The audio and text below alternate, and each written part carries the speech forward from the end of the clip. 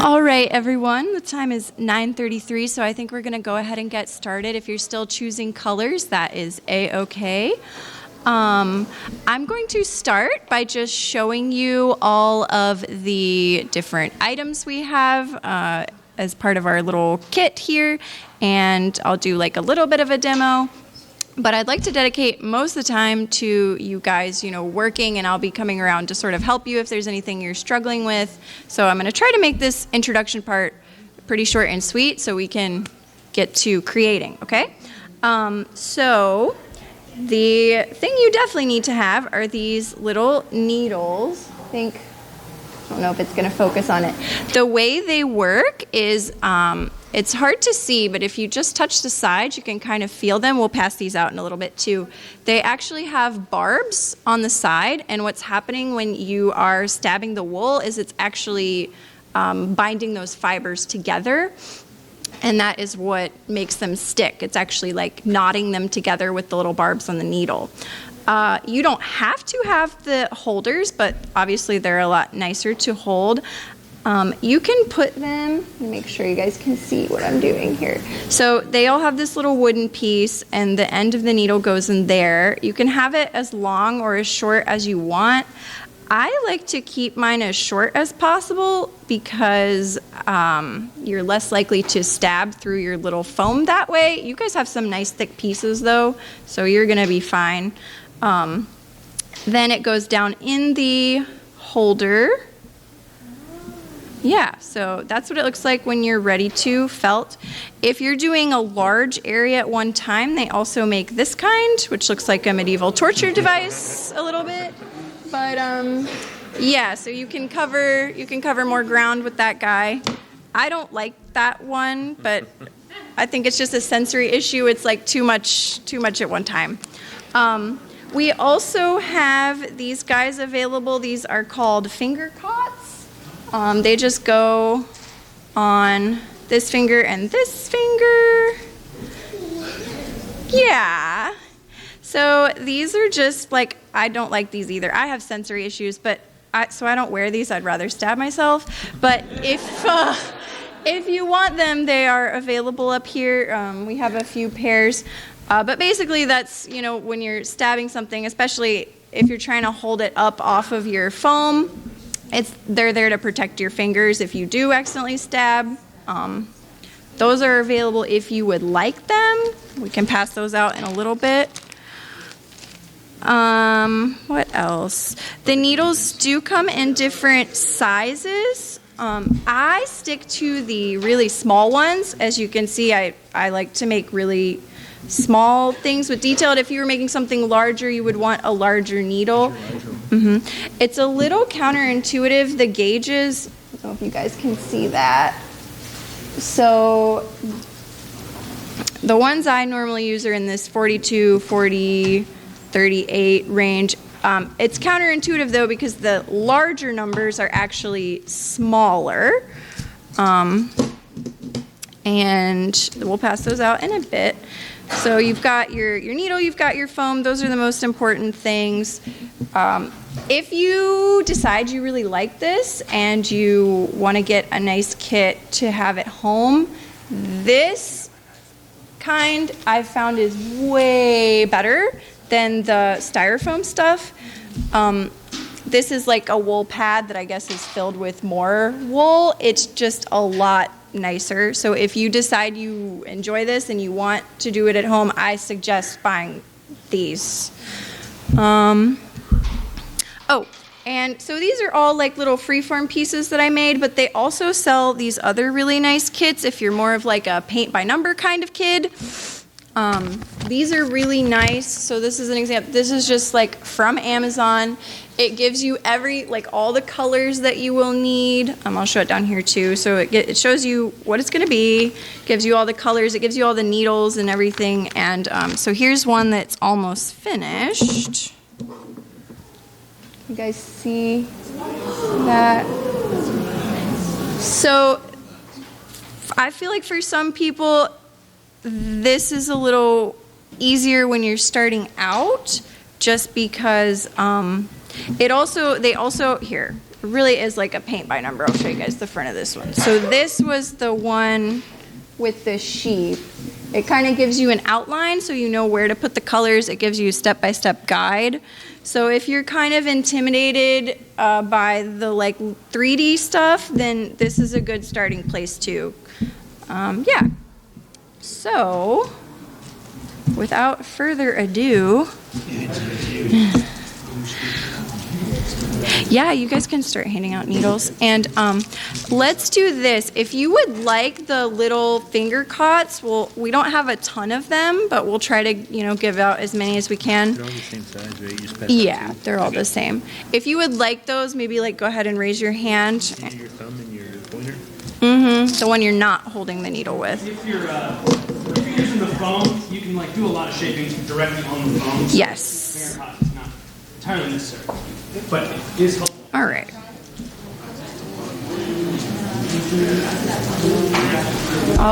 I'm going to give them a minute to do that and then do a little demo.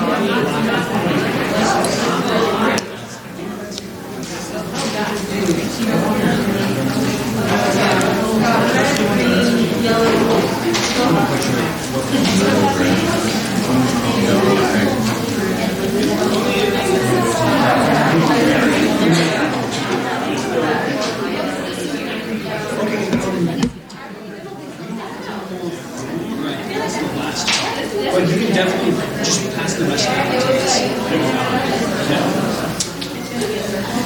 Make sure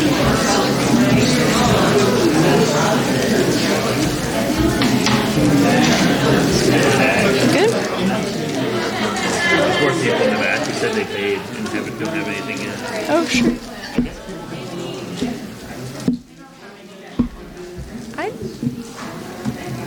They charged. I don't think they charged money, but maybe they did.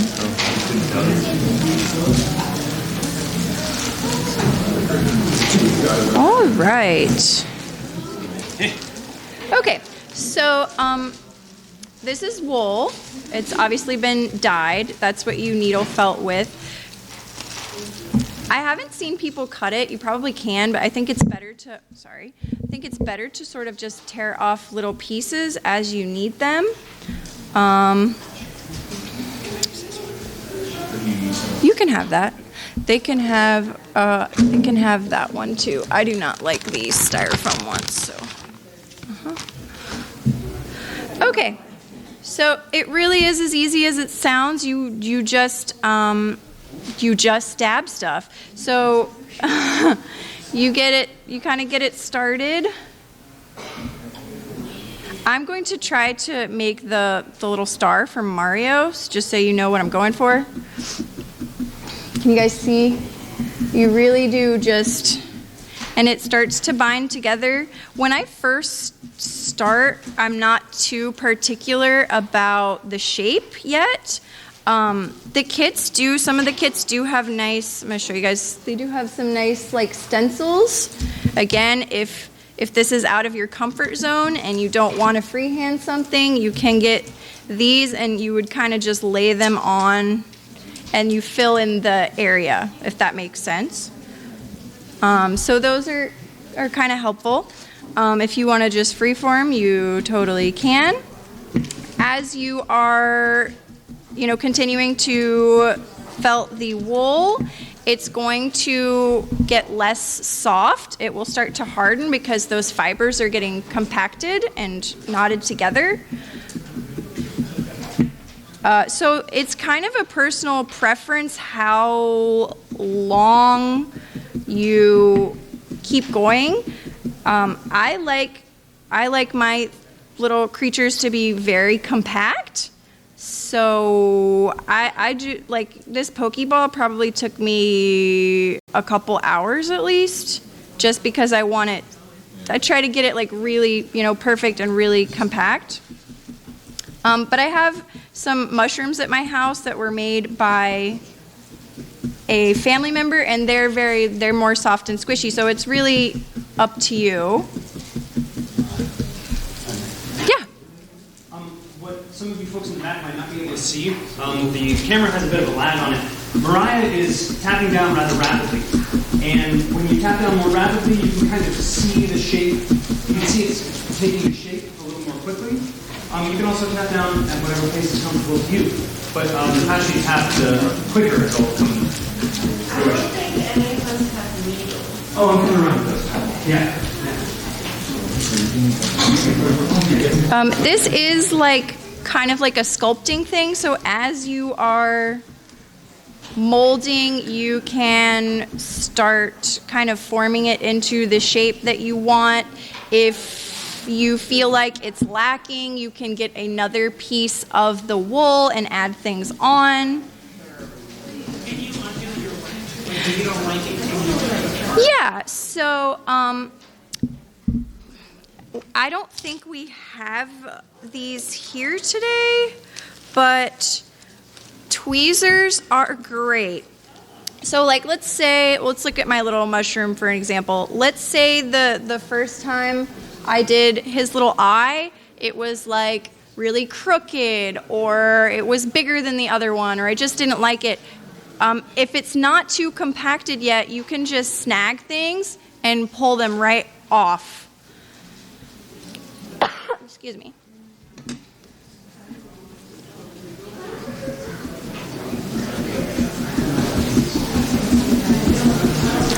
Does anyone have any questions or concerns at this point? If you do, you can kind of raise your hand and, yeah. How much should we be stabbing it down into it?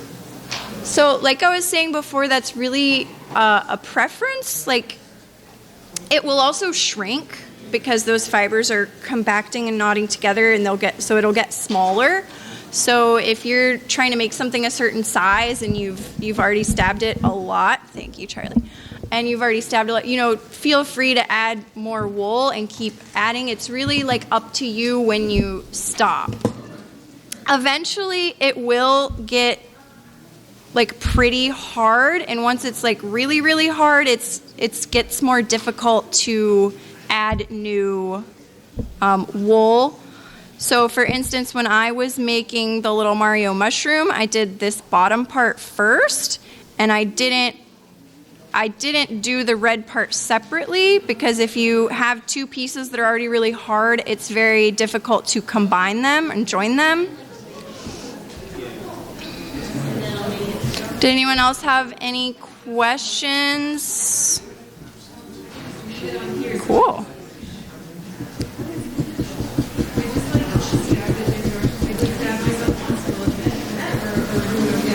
By the way, I don't believe I introduced myself at all.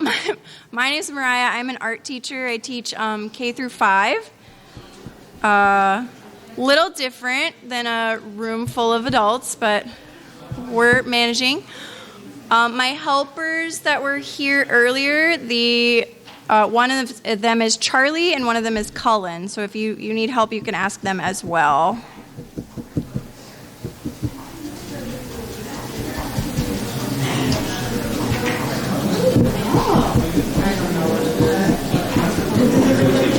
And like I was saying earlier, feel free to, kind of walk around and share colors with each other. I don't want anybody to feel like they're just stuck with 2 or 3 colors.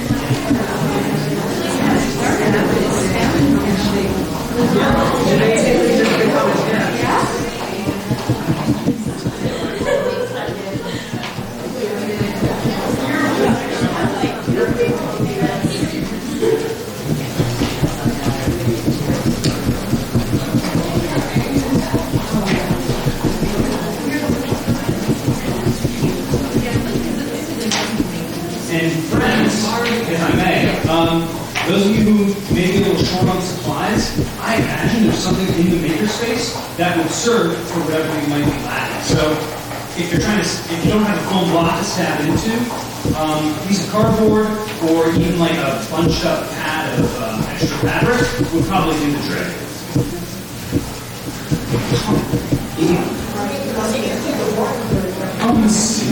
Like tropical flavor.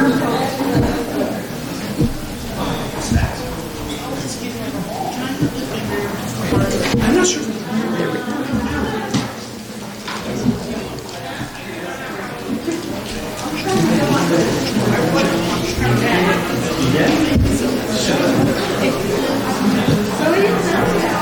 Oh, a couple other tips. These are rather fragile.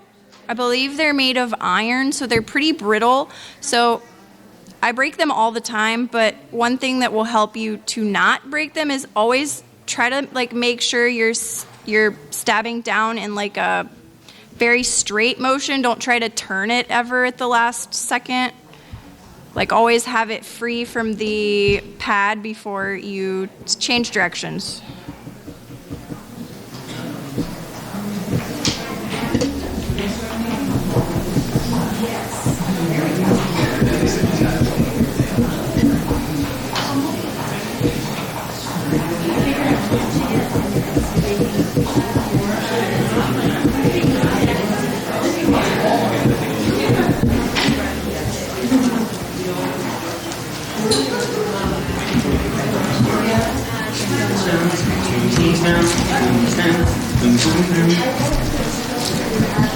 Yes, I think